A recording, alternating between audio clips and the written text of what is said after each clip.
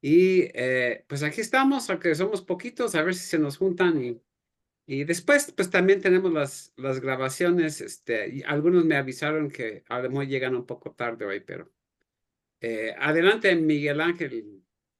Pues agradecerles, muchas gracias. La semana pasada no pude estar, pero sé que hubo este espacio y eso siempre anima el hecho de saber que el espacio continúa, a veces con más, a veces con menos personas, pero que haya diálogo es lo importante, ¿no? Y también invitar a quienes estamos, pues tenemos también ahí la oportunidad de invitar a las demás personas a que vean los videos, ¿no? Que están ahí o en la página de Facebook de la iglesia o en el YouTube de David o en el YouTube de la Iglesia Luterana del Buen Pastor.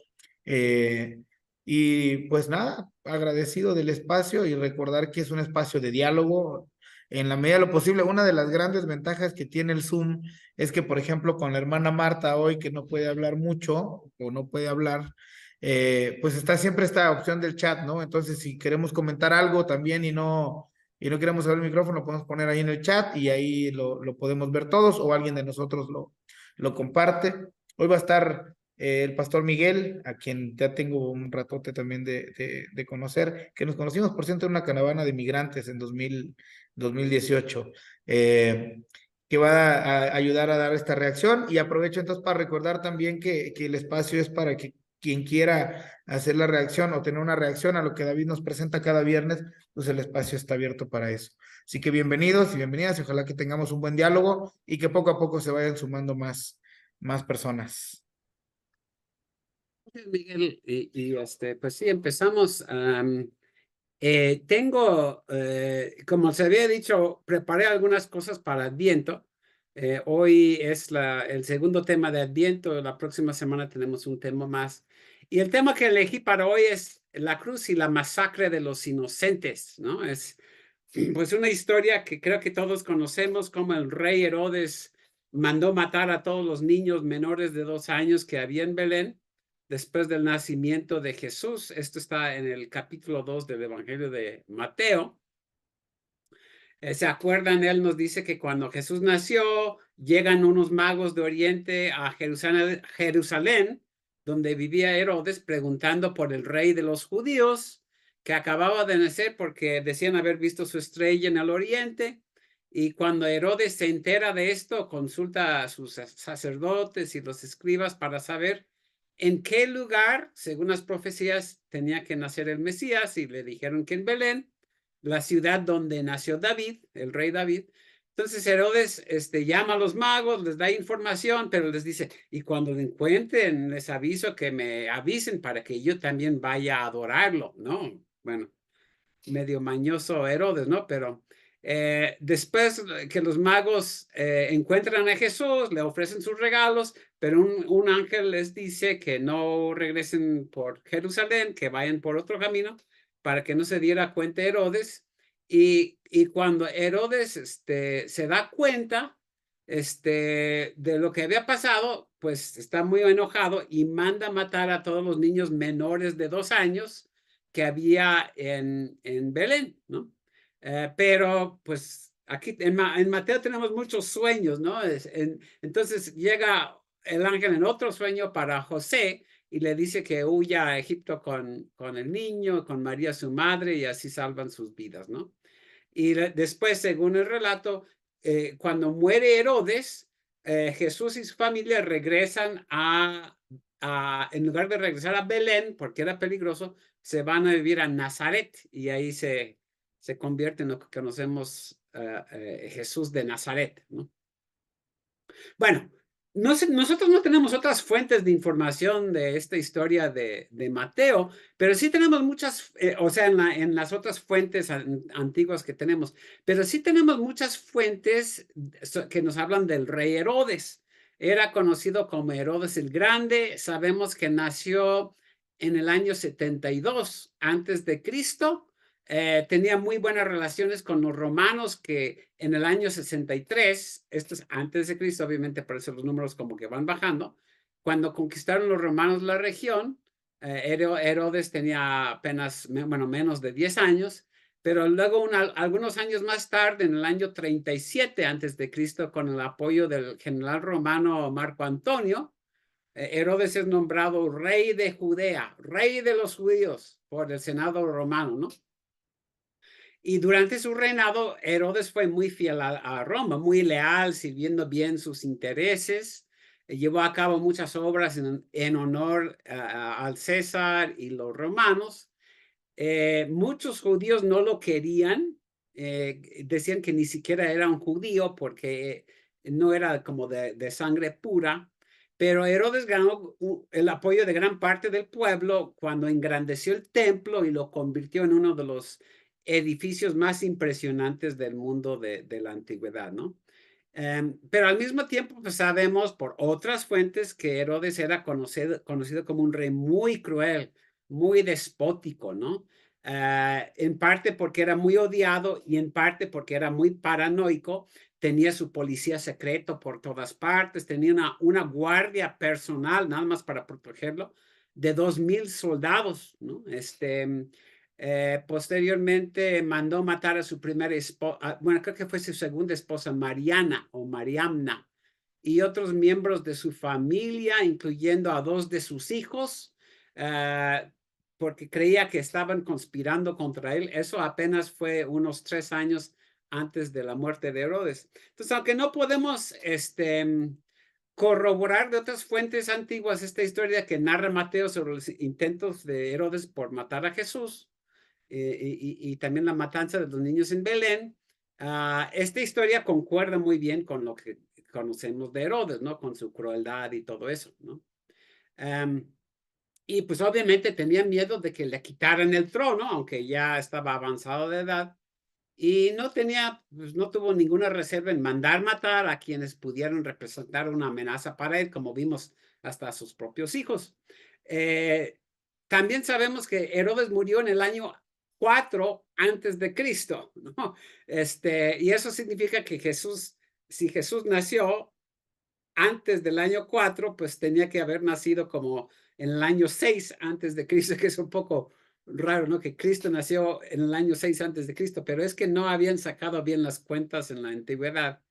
Hay que recordar, pues no tenemos las fechas exactas del nacimiento o el ministerio, la muerte de Jesús. Lucas nos dice que tenía unos 30 años cuando inició su ministerio, pero eso es algo muy general, ¿no? No muy preciso, ¿no?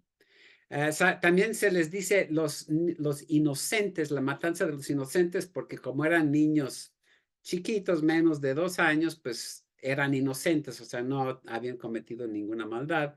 Se piensa, en la antigüedad se decía que habían matado a miles de niños y hasta 10,000 o 50,000 o 100,000, inclusive una tradición. Pero hoy día se piensa que tal vez murieron unos 15 o 20 niños, porque Belén era una aldea bien pequeña, ¿no? Y también el área alrededor. Pero en fin, lo que me interesa no son tanto estos detalles, sino la lógica detrás de este relato de Mateo y sobre todo la lógica del mismo Herodes, ¿no? Aunque sin duda para nosotros y para Mateo la matanza de estos niños fue sumamente cruel y despiadado, ¿no? Una barbaridad, pero desde la perspectiva de Herodes era completamente justificada, ¿no? Creo que todos estaríamos de acuerdo que lo que motivó a Herodes a mandar matar a estos niños fue su ambición, su anhelo de mantenerse en el poder a toda costa, pero hay que recordar que él no hubiera visto las cosas así, ¿no? Como todos los monarcas, gobernantes, dictadores de toda la historia, hubiera argumentado esto, ¿no? Que su reinado era para, para el bien de todos o por el bien de todos, ¿no? Aquí puse esa frase. Por el bien de todos. O sea, siempre es el argumento, la propaganda que se maneja. Por el bien de todos, Herodes tenía que seguir. Y eso es lo que también, o sea, esta misma propaganda es la que usaban los romanos cuando conquistaron Palestina, Judea y otros lugares.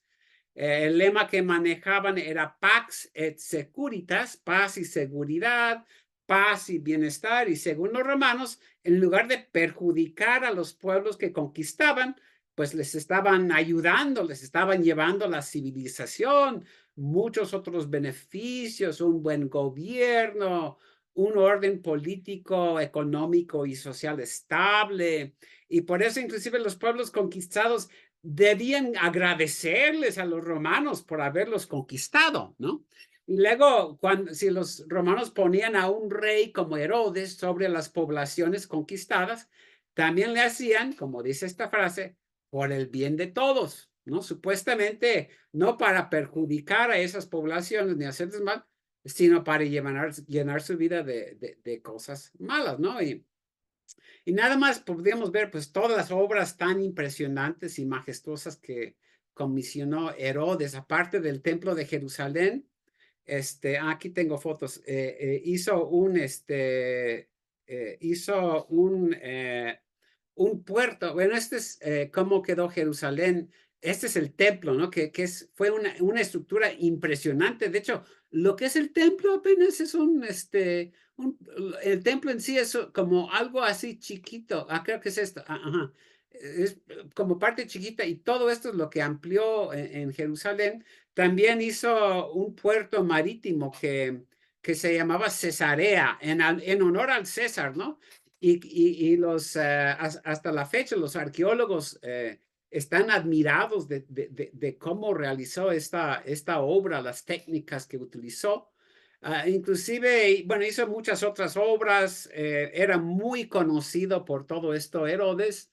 Algunos historiadores inclusive piensan que José, el padre de Jesús, había sido empleado por Herodes. La palabra que se usa en griego para hablar de él es teknon, que significa carpintero, obrero, albañil, ¿no?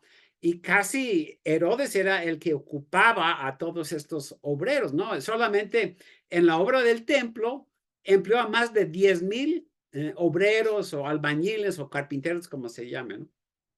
Entonces, pues según esta propaganda oficial, el reinado de Herodes era una gran bendición para todo el pueblo, incluyendo los que vivían en Galilea, donde viviría Jesús y su familia.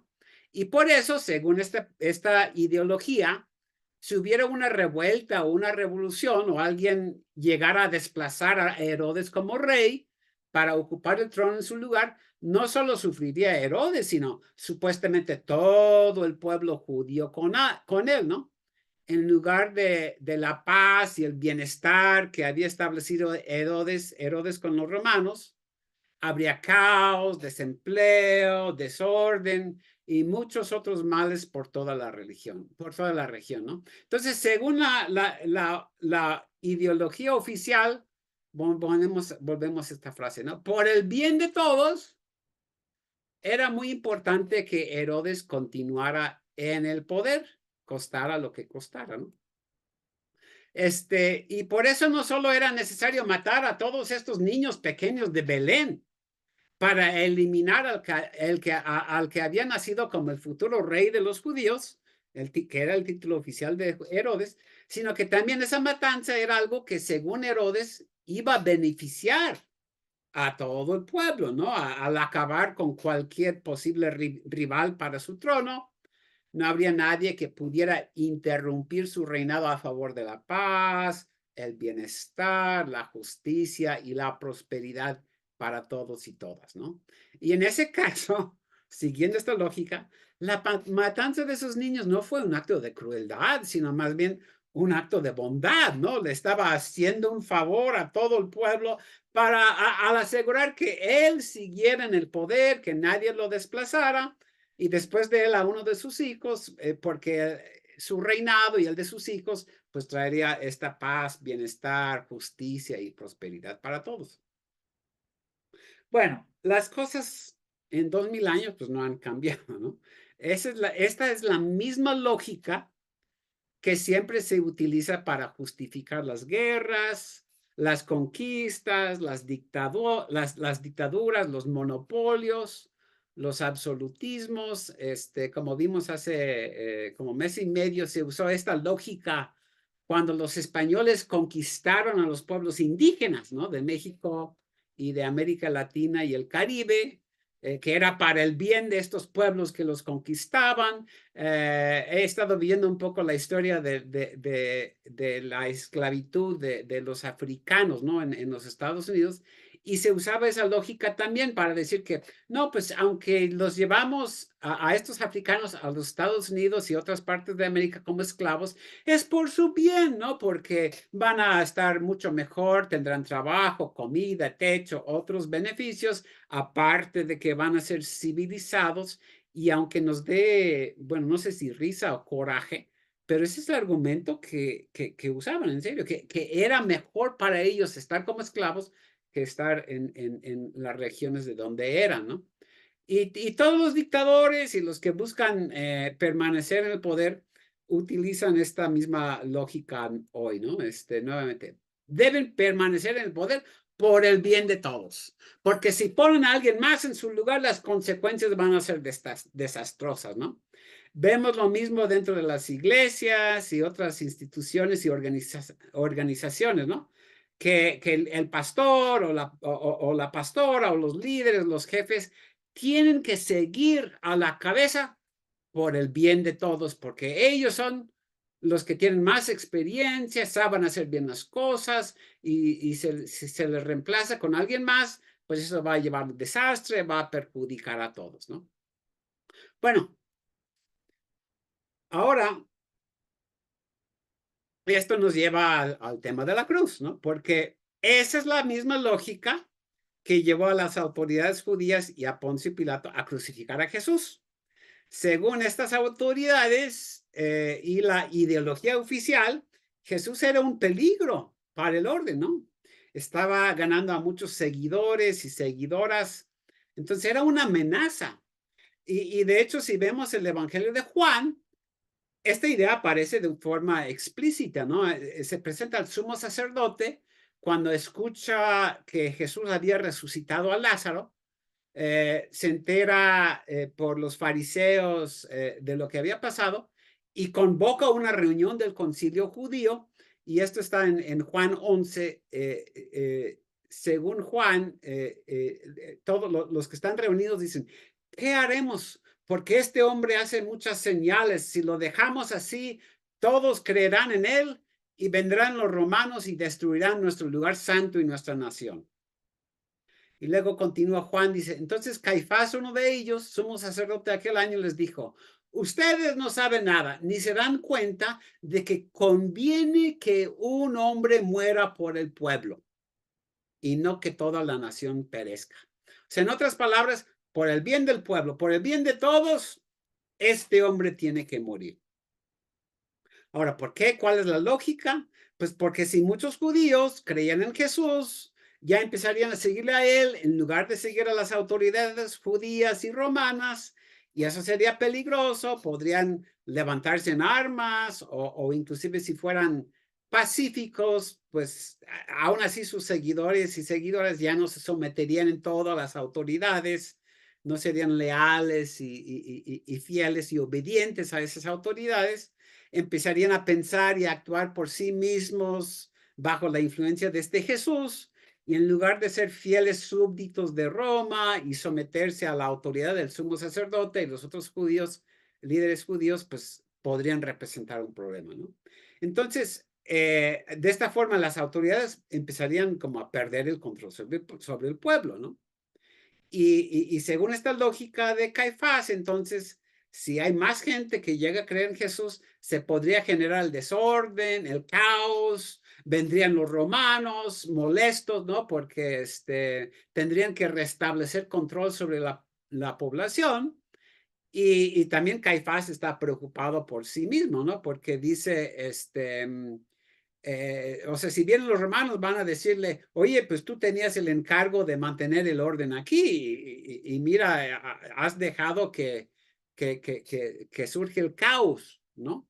Entonces iban a quitar a Caifás y bueno, todos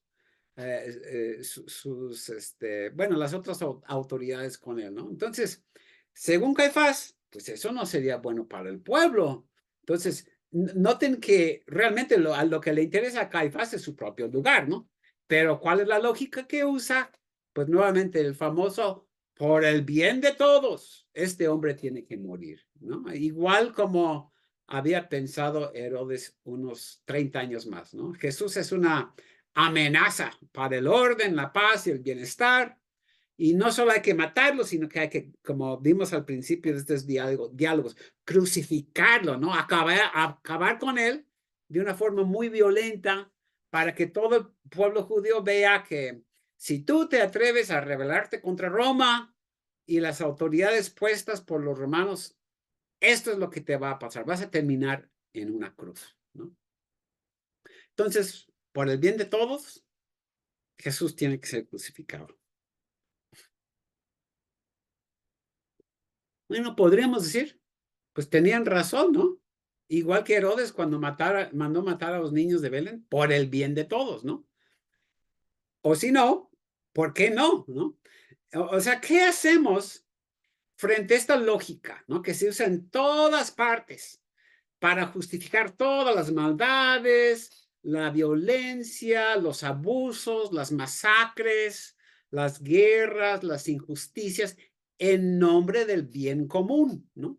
¿Cómo distinguir lo que en verdad promueve la justicia y el bienestar, el bien de todos, y distinguir eso de lo que en realidad representa intereses personales y deseos egoístas de poder y dominio? Bueno, he seguido manejando estas imágenes que ustedes ya han visto, y me gusta como recurrir nuevamente a esto para tratar de responder. Es una pregunta como muy difícil, ¿no? Muy complicada, de cómo distinguimos, ¿no? Cuando realmente algo es por el bien de todos o no. Y por una parte, si volvemos a estas imágenes, pues vuelvo a esta imagen, ¿no? De que este es el proyecto de Jesús y el Dios, y el Dios que Jesús proclama, esta comunidad o pueblo unido con todas estas características que hemos visto. Y también lo que hemos visto es que trabajar a favor de esta clase de comunidad significa también ponernos en contra de todo esto, ¿no? Este no a todo esto, ¿no? Ahora, el problema de esto es este, ¿no? Si uno le preguntara a Herodes, a ver, voy a ir aquí.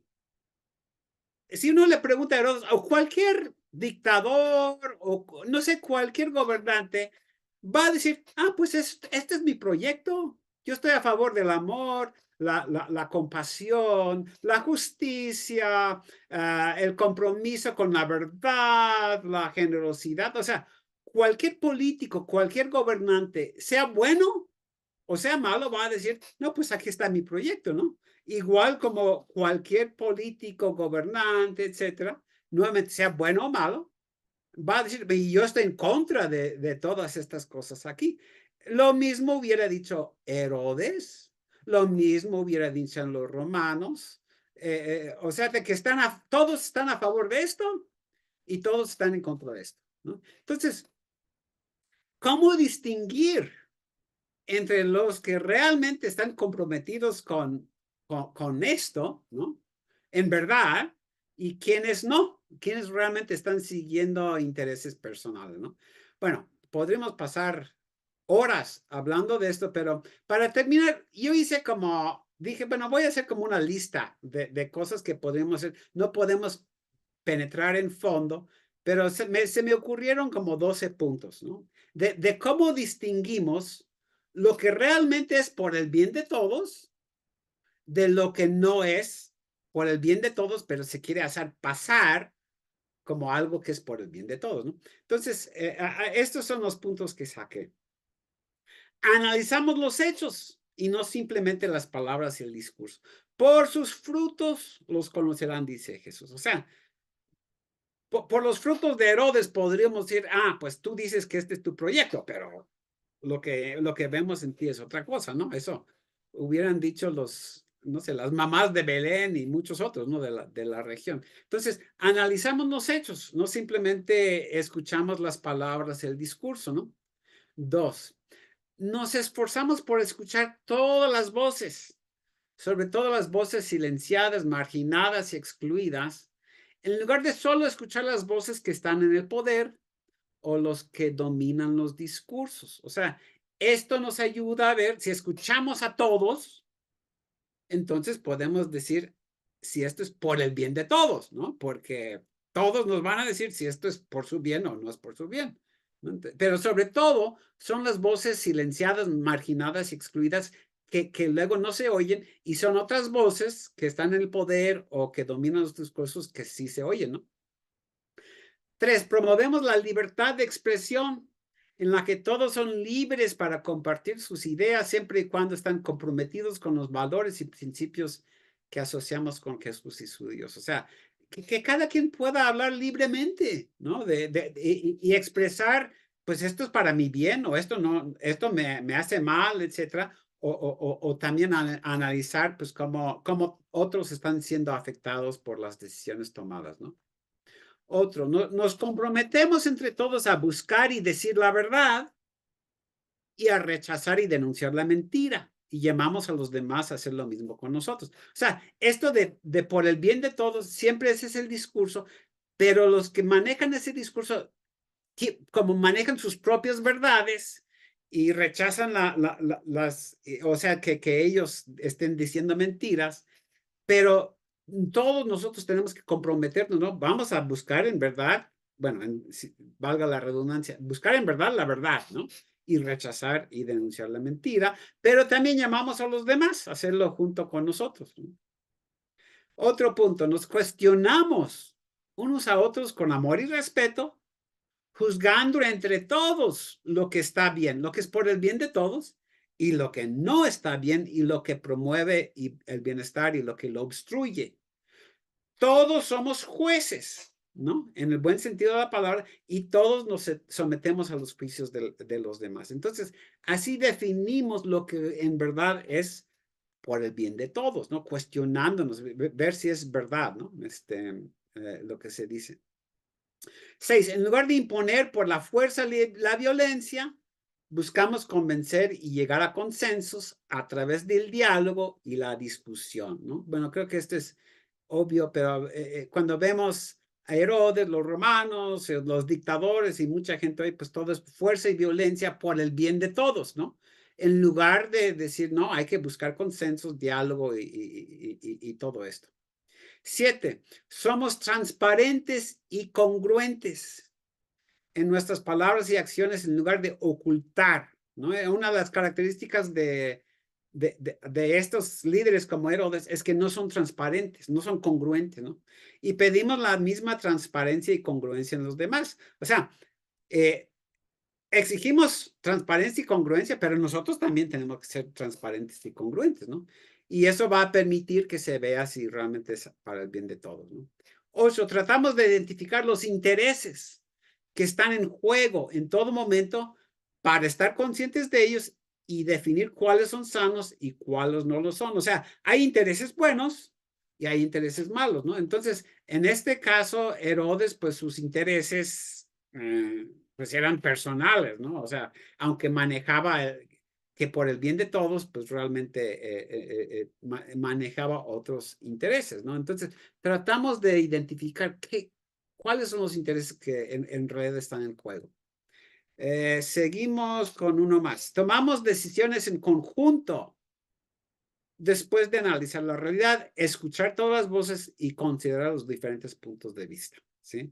Y así definimos, pues, el bien de todos. 10, nos sometemos todos los unos a los otros en amor. Eso viene de Efesios, de la carta a los Efesios. Sométanse unos a los otros. O sea, hay esta visión como horizontal en lugar de aceptar jerarquías que ponen algunos sobre otros, ¿no? Que luego le dan más valor a algunos sobre otros y obviamente una monarquía como tenían los romanos o tenía Herodes, pues no es someterse unos a otros, ¿no? ¿A quién se sometía Herodes? Bueno, apenas a Roma, pero en su propia tierra, igual el sumo sacerdote, pues, ante quién era responsable, nada más ante los romanos, ¿no?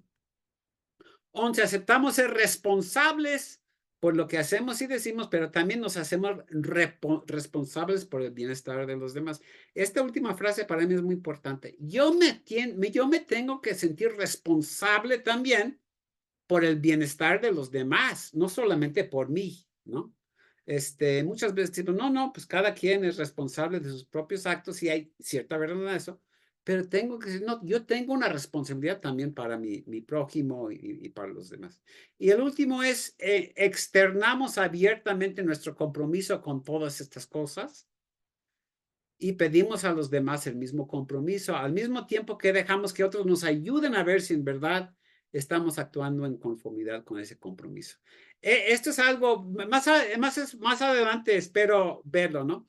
Pero decir, yo estoy comprometido y crear como grupos y comunidades donde todos dicen, sí, yo estoy comprometido o sea, de externar ese compromiso y también dejo que otros me digan, oye, pues tú dices estar comprometido, pero no lo veo. O sea, y así, pues nos escuchamos unos a otros, ¿no? Bueno, entonces saqué estos 12 puntos. Como digo, es un tema muy complejo esto por el bien de todos, pero pues así lo dejo, y podemos seguir adelante ya con las reacciones. Yo creo que empezamos con Miguel y luego creo que ya llegó Hugo, entonces después escuchamos a Hugo. Adelante, Miguel. Muchas gracias por el tiempo para reaccionar aquí. Fíjense que siempre que tocan el tema el tema de la matanza de los inocentes, ¿cómo se llaman? Se celebra el 28 de diciembre, ¿verdad? Entonces ahora que andaba en Chile, bueno, mi hija nació el 28 de diciembre, ¿no? Del año 2009, el 28 de diciembre del año 2009. Y recuerdo que todavía no tenía sí, ya había casi, estaba por cumplir 2 meses, el 27 de febrero del 2010. Vivíamos en un pueblo costero en el sur de Chile y hubo un terremoto de 8.8, muy, muy fuerte, con epicentro en el mar, en la bahía. Y se vino un tsunami. Después fue horrible porque termina el terremoto y era un ruido infernal, aparte del movimiento que era una cosa increíble. Jamás en mi vida he vuelto a vivir esa desesperación. Este, el ruido era, yo le digo a mi esposa ahora, era un ruido del diablo, del infierno, ese ruido subterráneo, o sea, y cómo se movía todo, y tratamos de sacar a nuestra bebé, me cayó un mueble encima, la cubrimos, y no pudimos hacer nada, sino pues estar orando ahí y pidiendo a Dios que nos protegiera, ¿no? Pero cuando termina el terremoto, se escucha así, un silencio, se sigue moviendo la tierra, y nada más se escucha un grito, que alguien grita, ahí de una casa al lado de la mía, huyan al cerro, huyan, tsunami. Y mi suegra es mexicana, mi esposa es mexicana, mi suegra que estaba de visita, tomó a mi bebé Isabel de 2 meses y subió por unas escaleras que después empieza el cerro así, y subió. Y mi suegra tiene miopía de 12 y de 11, o sea, ella sin lentes no ve nada, o sea, literalmente no ve.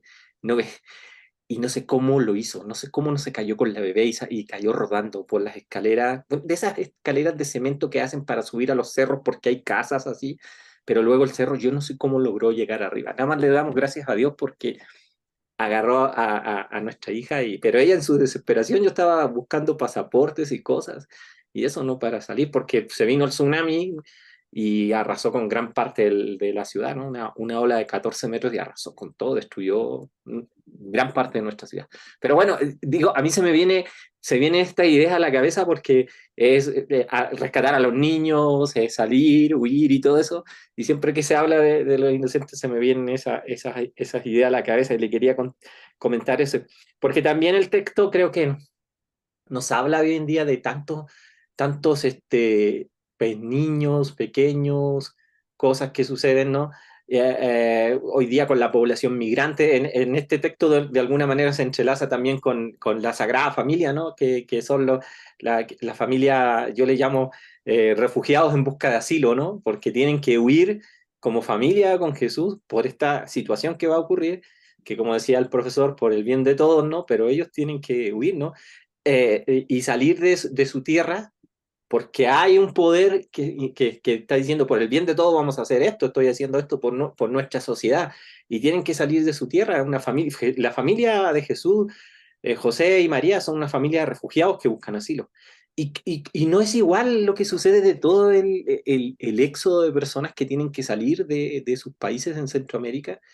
Eh, yo, por ejemplo, bueno, yo soy privilegiado. A nosotros ahí nos llevó a buscar un coronel del ejército de México a donde estábamos, porque mi suegro nos reportó y viajaron desde el consulado de Santiago y al final nos sacaron de ahí, nos llevaron a Santiago y de Santiago a México y acá todo bien, ¿no? O sea, salimos en tranquilidad, migramos, claro, mi hija chilena tuvo que salir de su tierra y mi hija tiene 14 años ahora, va a cumplir 14, se identifica como chilena, pero pues eh, ha vivido, es mexicana, ha vivido todo su tiempo acá. Pero todas las otras familias que salen de los países centroamericanos, ¿por qué? Porque hay gobiernos que, como dice el profe, por el bien de todos, yo anduve hace como 4 meses en las elecciones como observador en Guatemala, por la invitación del cardenal Álvaro Ramazzini con una delegación religiosa. Y me asombré muchísimo nos invitó un padre, un sacerdote, el padre Prudencio, en unas comunidades y me asombré muchísimo de cómo trabajaban las comunidades cristianas. Y me acordé de esto porque los puntos que decía el profesor David Brondon, ¿no? Gente que analizaba los hechos, que no se quedaba con las palabras de estos malos gobernantes, porque ya sabemos que en Guatemala, desde el genocidio de Ríos Montt, un gobernante cristiano también, ¿no? Diciendo en el nombre de Dios y todo, y causando uno de los genocidios más grandes de nuestra Latinoamérica, ¿no? Entonces, aquí hubo un trabajo, en Guatemala ha habido un trabajo, y por eso está sucediendo lo que está sucediendo ahora, de las comunidades de base, donde se analizan las situaciones, no se compran los discursos ya, ¿no? Se escuchan a las comunidades indígenas, como decía el profe, escuchar todas las voces, hay libertad de expresión para que cada comunidad manifieste, eso es lo que nosotros vimos de las comunidades que estaban ahí. Buscan la verdad, denuncian la mentira, denuncian a las grandes empresas que están extrayendo minerales y no están pagando impuestos. Y así han sucedido una serie de cosas, ¿no? Y por sobre todo el hacernos responsables, al final cuando decía el profesor, hacernos responsables por el bienestar de los demás.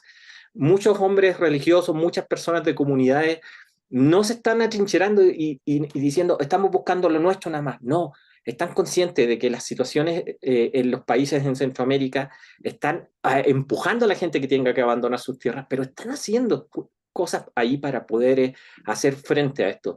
Y es por eso que en estas elecciones salió elegido un candidato que ellos le llaman, que no es del pacto de los corruptos, es una persona como, entre comillas, apolítica, abriendo nuevos espacios. Pero fue posible porque muchas comunidades ejercieron estas situaciones de cuestionar ese por el bien de todos, ¿no? A ver, por el bien de todos, ¿qué? Veamos lo que está pasando en nuestra tierra, las comunidades que son, allá los líderes ancestrales son muy importantes y una de las cuestiones que ocurrió es que en este proceso sí se involucraron los líderes ancestrales y vieron que había una luz de esperanza para poder hacerle frente al poder corrupto, a este gran poder. Vieron que hubo una luz de esperanza. Y cuando vieron las votaciones en las elecciones, cuando se vinieron en los meses posteriores problemas, los líderes ancestrales pusieron la cara y dijeron, no, aquí estamos nosotros. Es la primera vez que hay un movimiento de líderes ancestrales que se está echando en la espalda también al pueblo de Guatemala. Y eso ha sido muy interesante y yo sigo muy conectado con toda la situación. Pero bueno, quería comentar estas cosas que son importantes, ¿no? La familia de Jesús como una familia que busca refugio después de este incidente, como buscan un lugar de asilo, que son el prototipo de las familias hoy en día en Centroamérica, en Sudamérica, en África, en Asia, que tienen que abandonar su tierra y buscar un lugar mejor por estas situaciones. Lo último que les voy a contar es que yo en abril andaba en Salina Cruz, en un pueblito por ahí, costero, y me encontré y vi en una terminal bien de esas, bien chafas así, una familia africana, y yo dije, son del Congo. Y me acerqué a hablar con ellos para invitarles a tole y tamales con un grupo de estudiantes suecos que andaba, y, me habló y eran del Congo, hablaba francés, ahí un poquito de mi francés, hablando con él, y le digo, soy pastor. Y él me dice, yo también soy pastor. Y yo creía que era pastor así como de animales. Dice, yo soy pastor de una iglesia de cristianos. Sí, yo también me dice, soy pastor cristiano y me muestra fotos de su iglesia y todo. ¿Y por qué salió pastor? Pues los gobiernos, la violencia, la corrupción, la misma historia. Familias que se mueven. Entonces, quería contarles estas pequeñas cosas y gracias porque, profe, porque las 12 ideas que nos dio al final son o sea, caben perfectamente en situaciones que se viven. Hay esperanza de muchas comunidades y gente que está haciendo algo diferente, pero tenemos montañas grandes que nos hacen una sombra muy difícil para muchas personas. Pero bueno, hasta ahí dejo mi comentario, si no voy a dar otra clase como el profesor.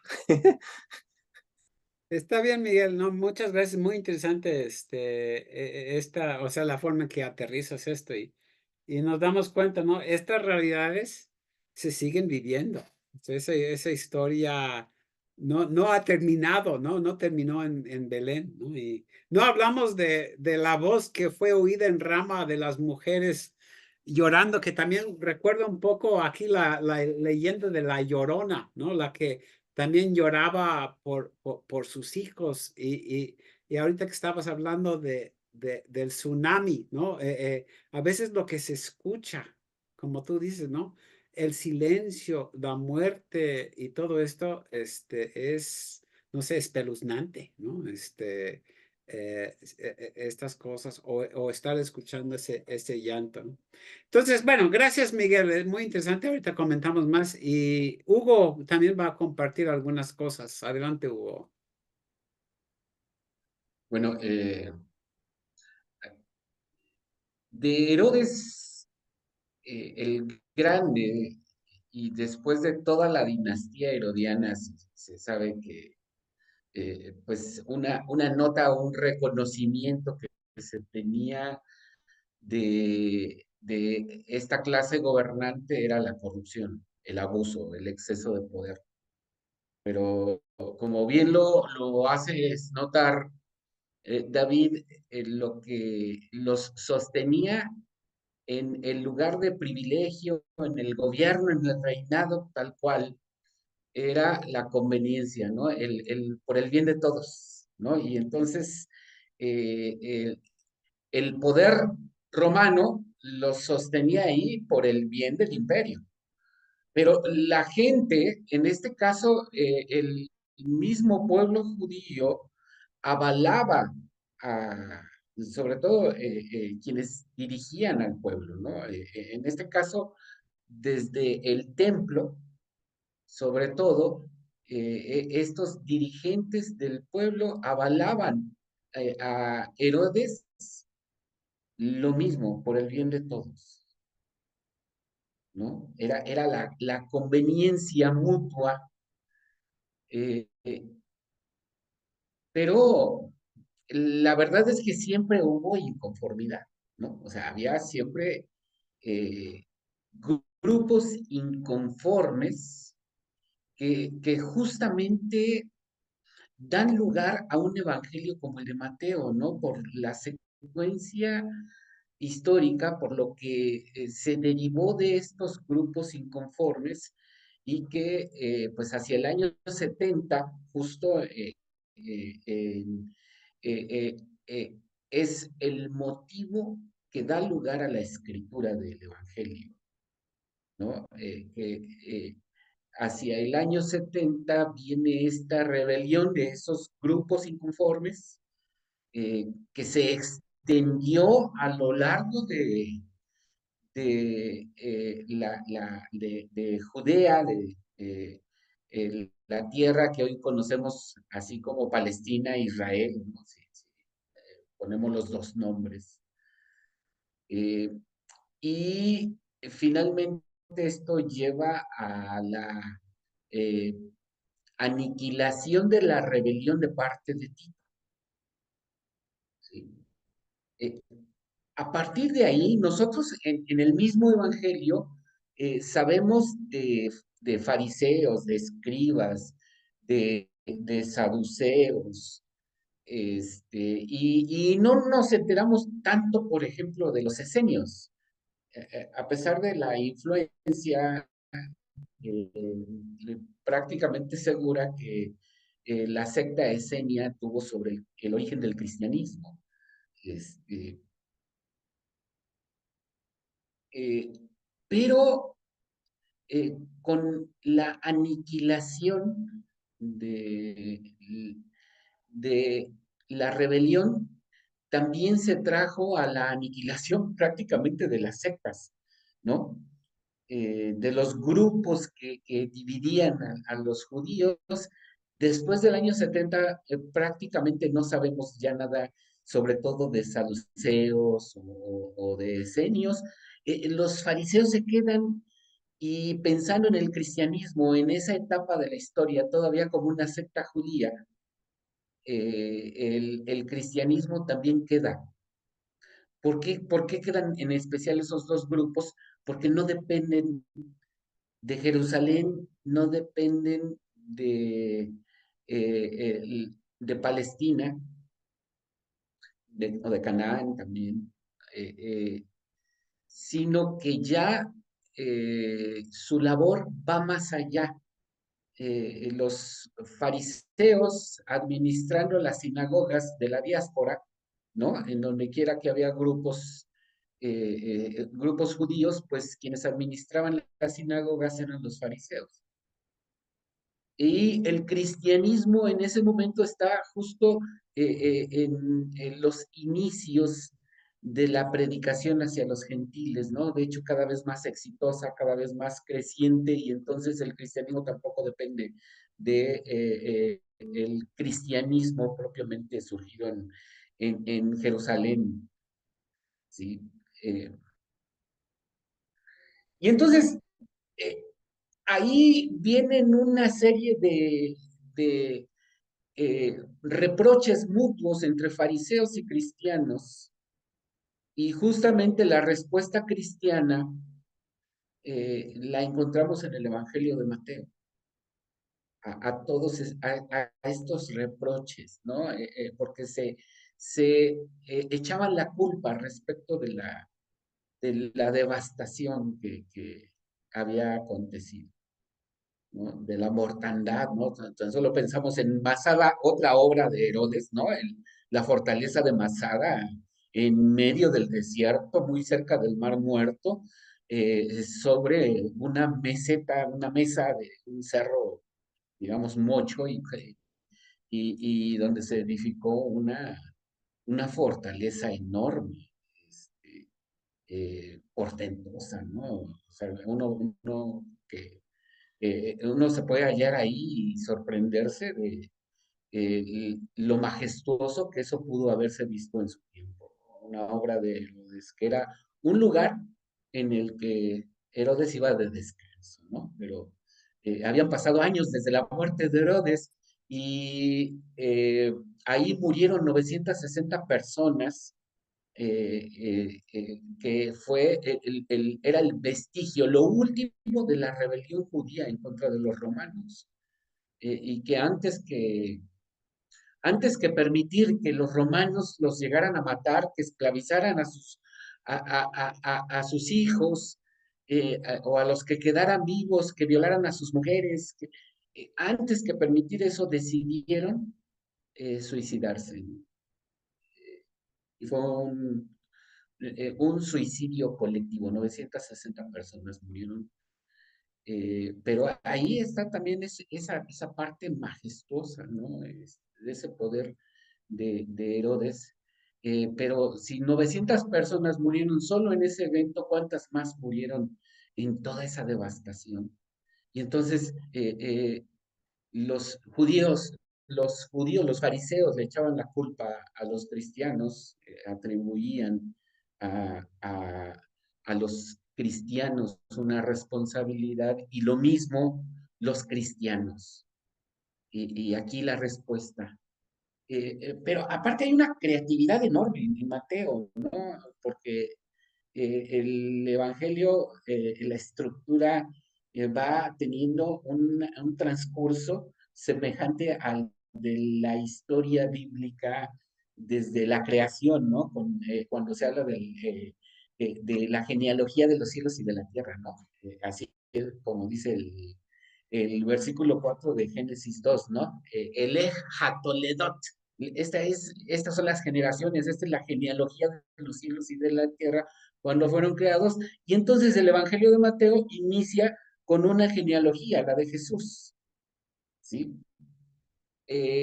Después viene esta historia de Herodes, ¿sí? La matanza de los niños, los inocentes, y de ahí la huida de Jesús a Egipto, ¿no? Después, cuando Jesús viene de Egipto y entonces está 40 días en el desierto, ayunando, tentado, y después de eso inicia su ministerio y viene el sermón de la montaña. Si nosotros ponemos atención, eso va siguiendo el relato bíblico del Antiguo Testamento, ¿no? La genealogía de la creación, Egipto, la matanza de los inocentes, y así como Moisés se salva, también Jesús se salva de esas malas intenciones, los 40 años en el desierto y finalmente la ley otorgada desde el monte, ¿no? Así como Jesús predica desde la montaña, ¿no? Y podemos seguir haciendo muchos paralelos a lo largo del Evangelio, pero me llama la atención en esto que entonces, desde la perspectiva del autor del Evangelio, hay un paralelo entre aquel faraón cruel que mandó a matar a los niños de los hebreos y este Herodes también que con crueldad manda a matar los niños, ¿no? Y hace un paralelo entonces entre aquel gobernante cruel y este otro, pero este otro es judío, ¿no?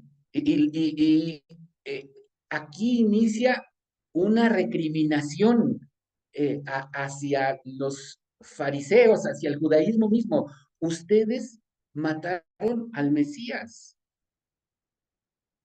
¿no?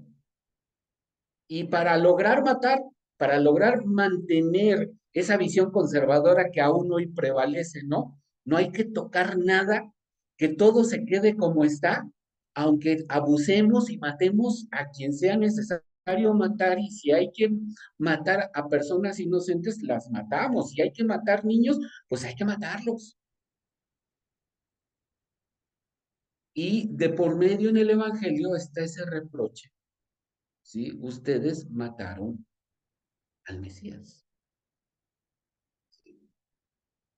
Y muestra esa visión de el judaísmo como no necesariamente una religión, en tanto que expresión religiosa, ¿no? Una religión buena, sino una crítica terrible.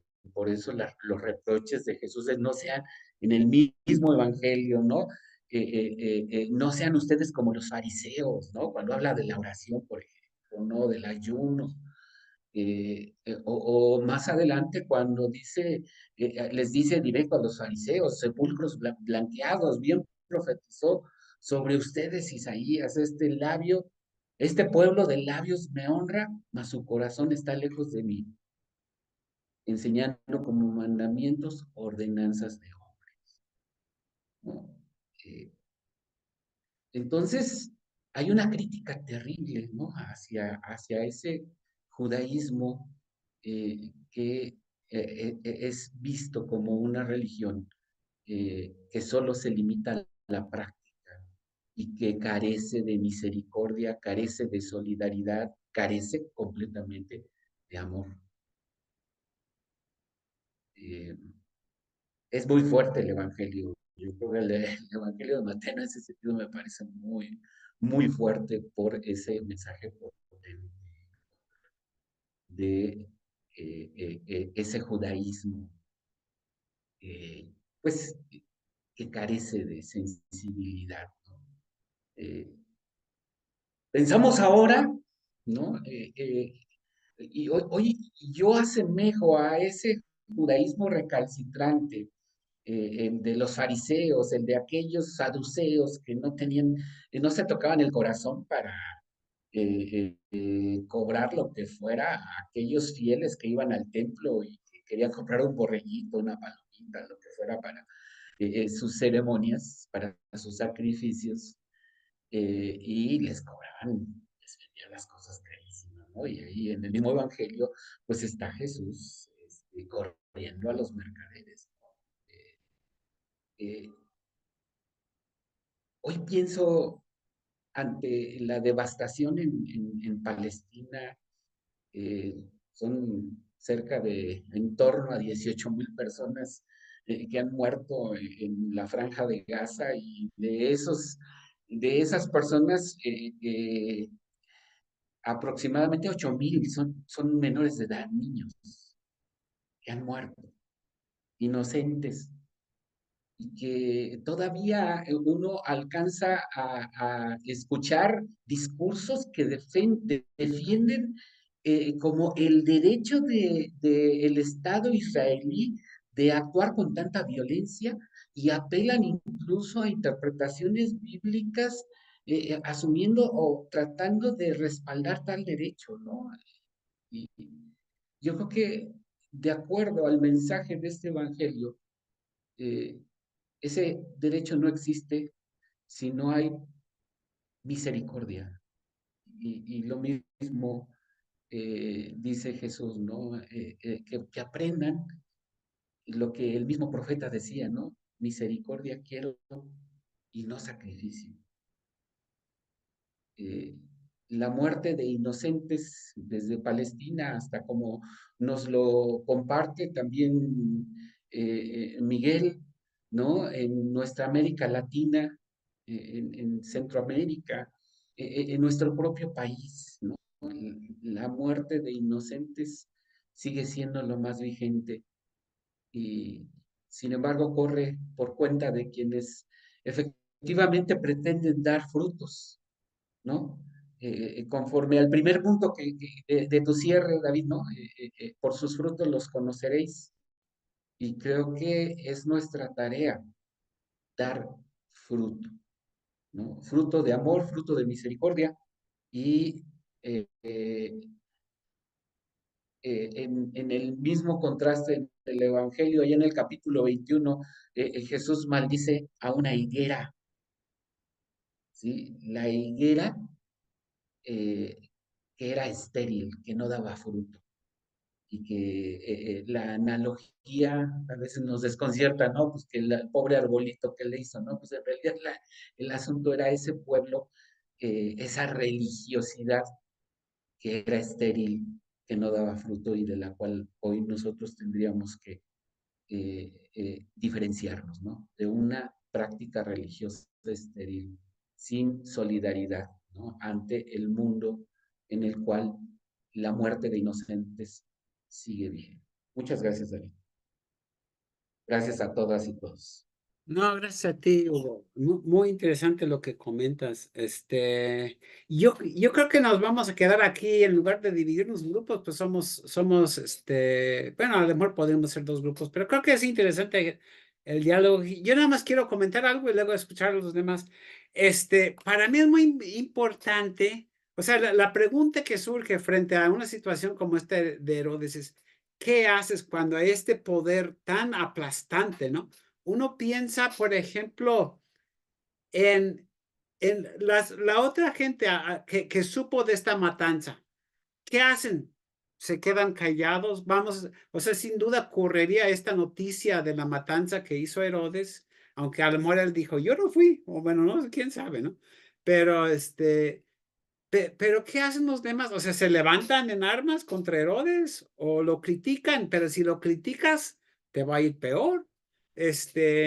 Y ahí para mí es importante que lo que vemos en Jesús, que vive la misma situación con este imperio romano aplastante, ¿no? O sea, quien se atreve a rebelarse contra Roma, pues termina en una cruz, como hemos visto, ¿no? Y entonces la idea de Jesús es formar estas comunidades de resistencia, ¿no?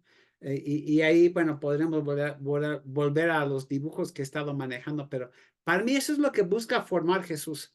No vamos a ni levantarnos en armas contra los Herodes del mundo, tampoco nos vamos a dejar victimizar, oprimir y todo. Vamos a formar comunidades de resistencia, que suena un poco a lo que nos estaba compartiendo Miguel, ¿no? De lo que está pasando en algunos lugares.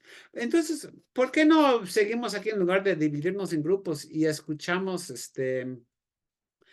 sé si algunos más quisieran compartir algo, o sea, una opinión, un comentario, una pregunta.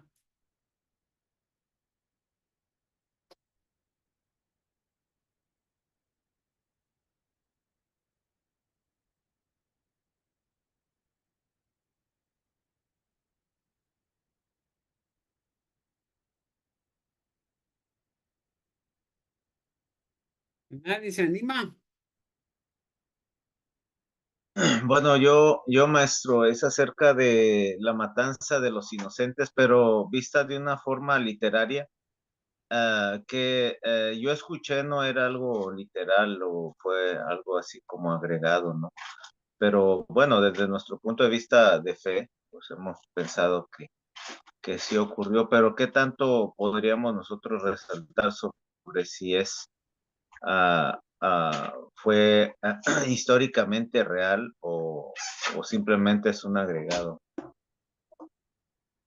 Bueno, vimos eso un poco al principio de que esto coincide con lo que conocemos de Herodes, ¿no? Pero pues siempre hay estas dudas acerca de exactamente qué ocurriría y todo eso, ¿no?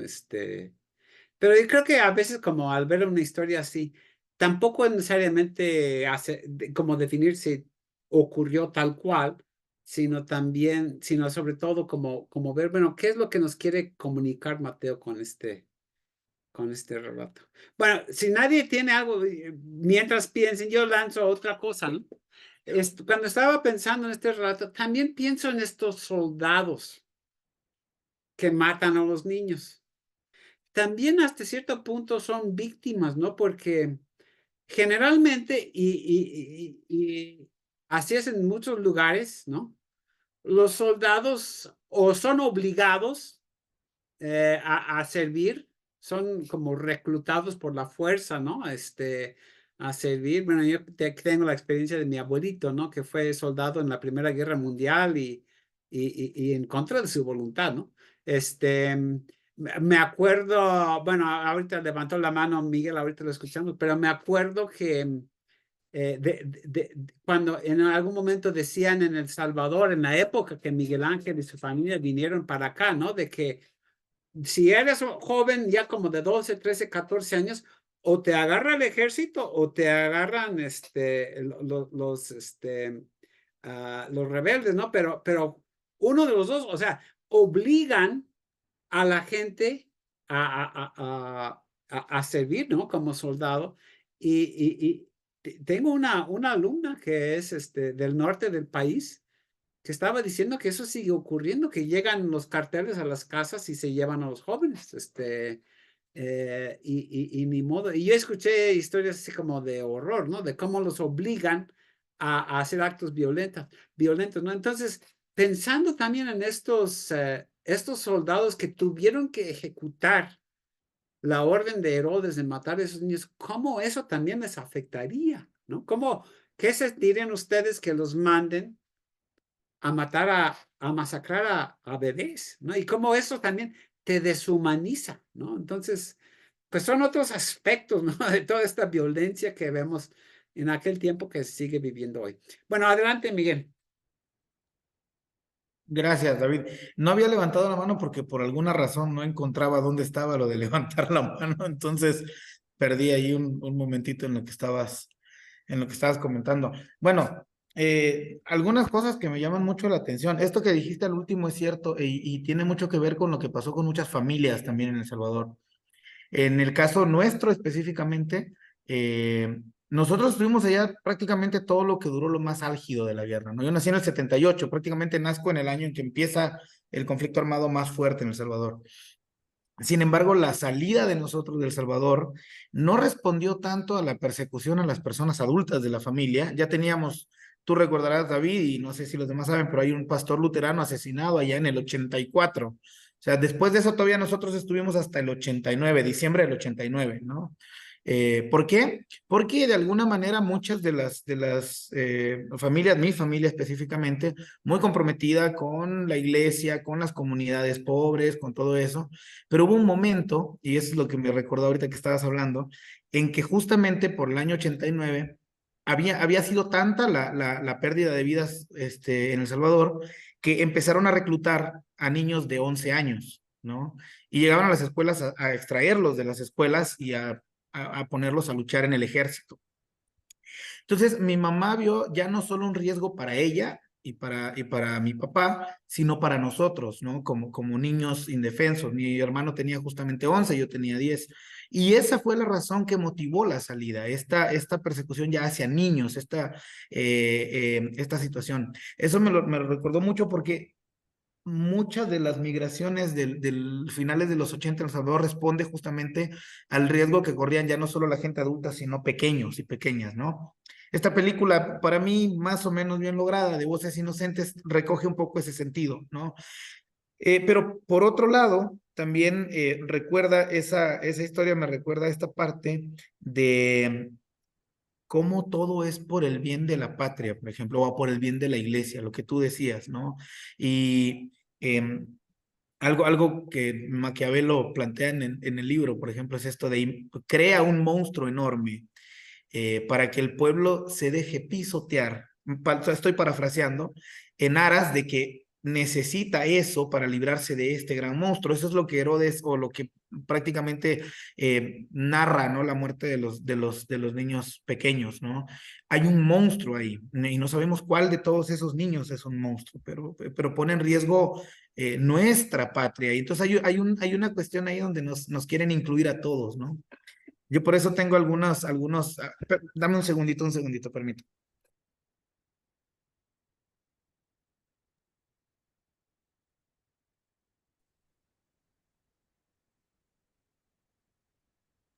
Sí, perdón, es que estoy en donde estoy apoyando con migrantes.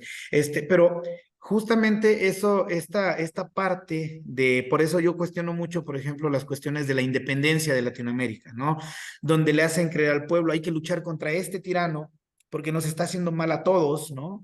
Y entonces la gente del pueblo se levanta y lucha contra ese tirano y después lo que logran es un tirano más, ¿no? Que es quien finalmente recoge el poder y lo ocupa después para seguir aprovechándose de la gente.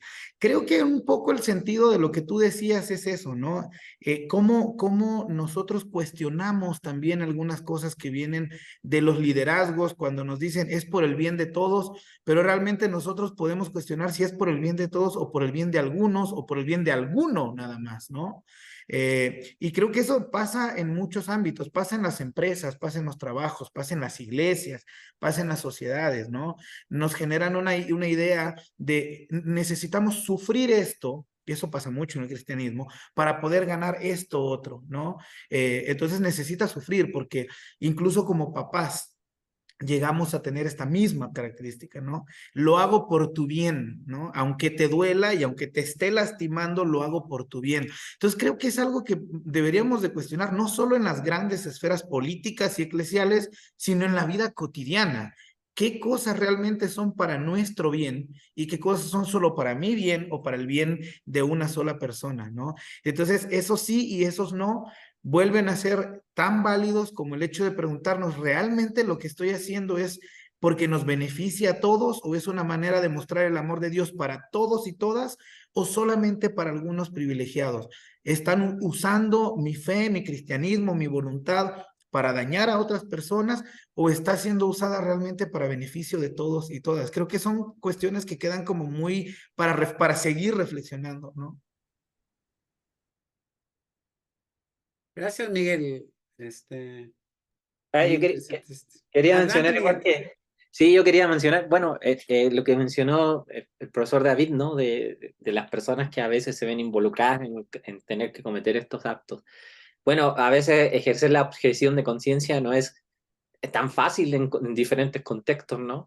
Porque donde mencionaba eso Miguel Ángel, yo me acordaba, en Chile también vivimos la dictadura, ¿no? Yo nací en dictadura, este, y mi familia era de un grupo, bueno, parte de la familia de mi mamá, del MIR, pero tenemos muchos amigos, personas que fueron torturados, amigos de mi papá, a mi papá lo agarraron, lo soltaron, y conocemos casos de personas evangélicas, un policía evangélico, por ejemplo, que se negó a reprimir y fue llevado a la isla que está enfrente, porque en mi ciudad donde vivía hay una isla que es la base naval, y fue llevado ahí, fue torturado y todo eso, pues el señor logró sobrevivir y se convirtió en pastor evangélico, ¿no?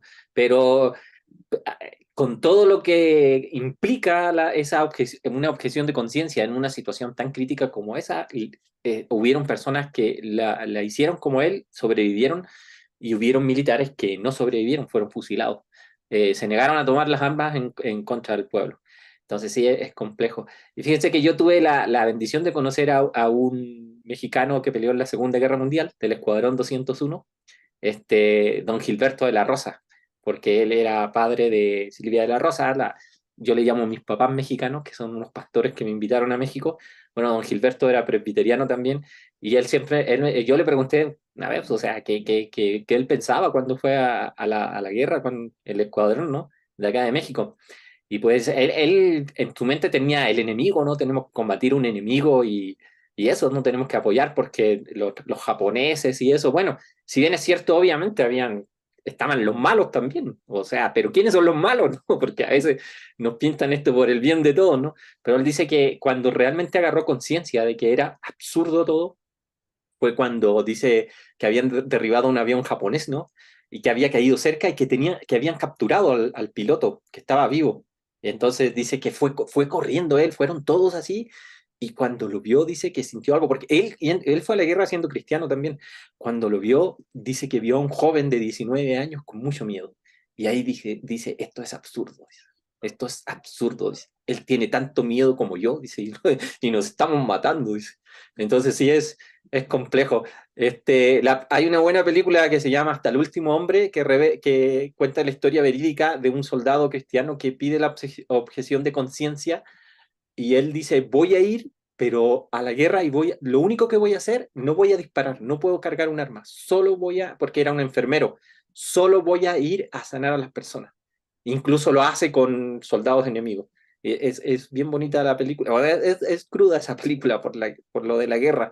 A mí no me gusta ver muchas películas de guerra, pero alguien me dijo, ve esa película porque trata de ese tema de la objeción de conciencia que este médico enfermero se gana cuando lo envían a la guerra. Pero bueno, gracias, profesor. Son situaciones muy, muy complicadas, ¿no? ¿Alguien más quisiera compartir alguna palabra? Y se me ocurre, por el bien de todos, ¿qué tal por el bien de todos, primero los pobres? Que es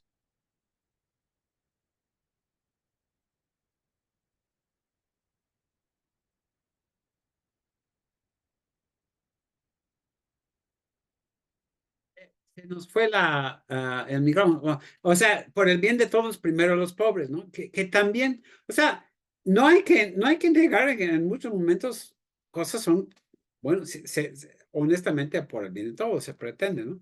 Esto también de primero los pobres, pues también uno podría ver eso en la Biblia, ¿no? En el ministerio de Jesús primero los pobres. Entonces, o sea, estas ideas se pueden usar, pero la pregunta es hasta qué punto realmente se está poniendo en práctica lo que se dice, ¿no?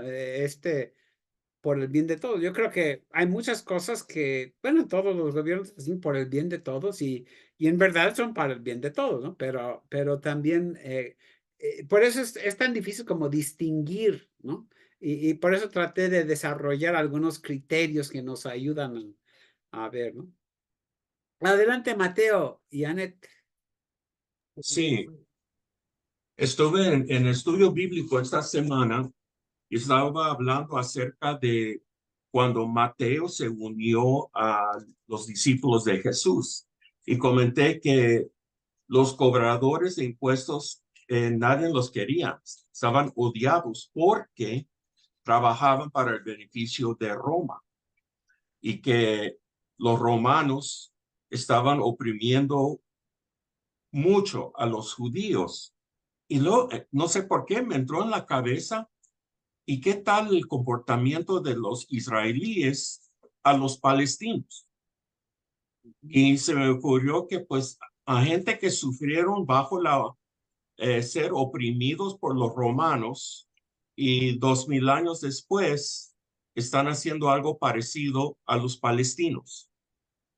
Entonces, eso también me hace pensar de que las razas humanas todas tienen una memoria muy corta, muy corta. Entonces, eso de matar niños, pues están siendo una persona que no es ni palestino ni israelí, vieron para atrás, puedo decir, pues caray, están haciendo la misma cosa con los niños palestinos.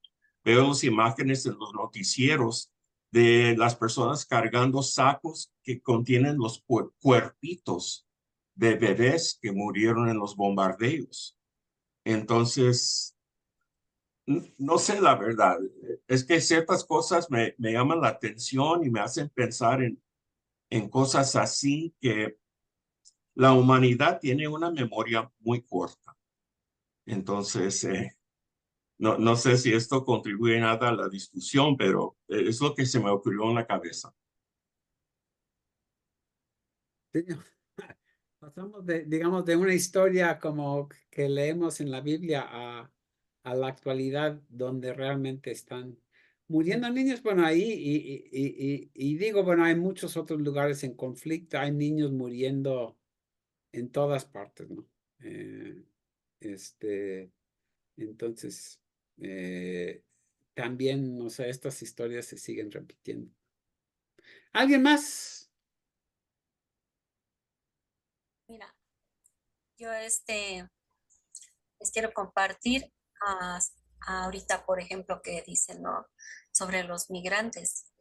Hay una compañera que tengo en una clase, que esta compañera se dedica a cocinar para los migrantes, pero ella recoge ofrenda en especie de arroz, frijol, azúcar y café y lo cocina y lo lleva a los migrantes. Ella lleva a los migrantes todo eso en un lugar que le dicen el basurero de Apasco. Y ha mostrado películas de estas personas y son metros y metros y metros de gente que viene corriendo con sus bebés, ¿cómo se llama? Con las mujeres con sus bebés cargando y a los otros de la manita y corren para poderse subir al tren. Y he visto algunos videos que pasan, o sea, eso no está para nada, eso no es pasado, eso es presente. En este momento, toda esa gente está siendo expulsada de sus países, precisamente porque llegan, invaden sus tierras con tal de quitar, por ejemplo, en Colombia, ¿no? En Colombia, por llevarse las esmeraldas, ¿no? Y en los países de Centroamérica, pues porque se llevan también, o sea, llegan a un lugar y se llevan la riqueza de la tierra. Para llevarse la riqueza de la tierra, pues, ¿qué tienen que hacer? Llegar a matar a los hombres que están ahí. Los que se alcanzan a escapar de la matanza son los refugiados. Y así les decimos, que están huyendo para salvar a sus familias, ¿sí? Que traen nada más una bolsa con un zarape y si acaso, traen un pan, ¿no? Entonces esta mujer esa mujer creyente y ha reunido así un grupo de personas que les lleva en la noche o en la mañana, dependiendo a la hora que ella tiene, ¿cómo se llama? Pues la ofrenda para cocinarla. Si la cocina en la mañana y tiene para hacerlo todo, lo lleva en la mañana. Si tiene todo para hacerlo en la noche y lo lleva en la mañana café, azúcar, pan. Decía en una ocasión que le habían donado unos bolillos y habían hecho tortas de bolillo con frijol y la gente se forma de 10 en 10 para que mandan a los chiquitos por delante para que les toque en su platito. Pero no es para nada pasado. Está ocurriendo en este momento, ¿sí? Y en este momento las autoridades no pueden con todo. No pueden. Es demasiada la gente, ¿sí? Es demasiada la necesidad. Hay una necesidad tremenda de refugio, de amor para con la gente, ¿sí? Y pues nosotros estamos aquí. No sabemos si el día de mañana nos va a tocar a nosotros. Pero sí hay gente en este momento que está viviendo las mismas situaciones que Palestina, aunque no haya un Israel que les esté tirando bombas. Pero les están quitando sus tierras y están huyendo por salvar a sus hijos y los traen muertos de hambre. Algunos no traen zapatos, les amarran telitas en los pies para que las criaturas puedan caminar. Y he visto las películas de la semana. Entonces, sí es muchísima la necesidad, muchísima, ¿sí? Y el gobierno no se da abasto.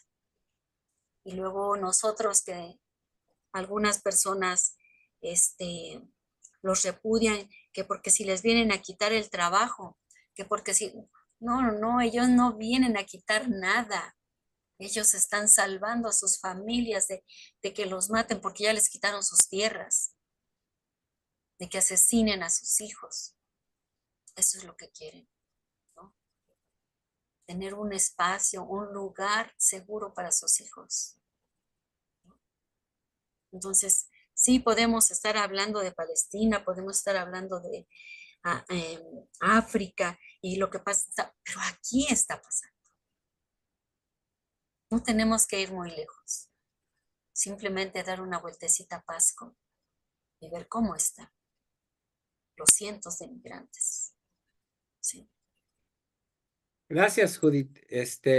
Sí, y uno también imaginándose esta historia diría, se imagina, cuando Jesús de bebé va con María y José, ¿cómo se irían a Egipto? ¿A dónde llegarían en Egipto? ¿Quién les daría cobijo? ¿Quién? O sea, también o sea, lo que viven estas familias hoy, uno dice, no, pues son la misma situación. Bueno, tenemos tiempo para un comentario más. Veo que Mateo volvió a levantar la mano. Sí, ayer fuimos, mi esposa y yo y dos pastores más fuimos al albergue Nogales, Sonora, México, donde los migrantes pidiendo asilo esperan allí su turno a cruzar si les toca. Y estaban festejando las posadas. Y me tocó hacer unos comentarios y les comenté que Jesús, María y José que vivieron una experiencia muy parecida a lo que están viviendo ellos. Y les dije que desafortunadamente estos eventos se han estado pasando por toda la historia humana. Es una desgracia que suceda, pero no es algo que no ocurre muchas veces. Entonces les comenté, pues tratando de animarlos y dándoles poquito de esperanza, les dije, por eso Jesús sabe muy bien lo que están pasando ellos. Y sí es un trabajo que yo tomo, que yo colecto todos los donativos de todas las congregaciones aquí en Arizona y yo los paso al otro lado al albergue, porque pues muchos americanos todavía tienen miedo de cruzar la frontera. Pues yo junto todo eso y yo lo llevo al otro lado. Entonces, es algo que concuerdo con Judith, que es algo que está pasando ahorita. Y yo me acuerdo cuando llevé mi obispa hace como 5 años. Entonces la llevé al albergue y por casualidad el albergue estaba al otro lado de la calle de la muralla. Y la llevé y le dije, ve todo el territorio del otro lado de la muralla. Ese es nuestro sínodo. Entonces digo, estamos pegados a esto. Y no, sí es bonito que apoyamos la iglesia en Senegal y es bonito que apoyamos la iglesia en la Tierra Santa. Pero le comenté que no tenemos que ir tan lejos. Yo de Tucson estoy a 1 hora de la frontera, a 1 hora de América Latina. Entonces, cuando llevo cosas, agradezco mucho a las organizaciones que nos donan suministros. Pero también les digo, el siguiente paso sería acompañarnos al albergue para que vieran frente a frente la gente, las mamás, los niños que están viviendo esta tragedia. Entonces, comenté a alguien que esta es una buena época para ser cristiano. Me dijo, ¿por qué dice esto? Y dije, pues porque hay tanto que hacer. Entonces, es una experiencia que, sí, Anne me está diciendo, ya, corta. Entonces, entonces voy a dejar la palabra, pero sí concuerdo con Judith muy bien que es algo que está pasando ahorita. Sí. Muy bien, pues ya llegamos no queremos extendernos demasiado.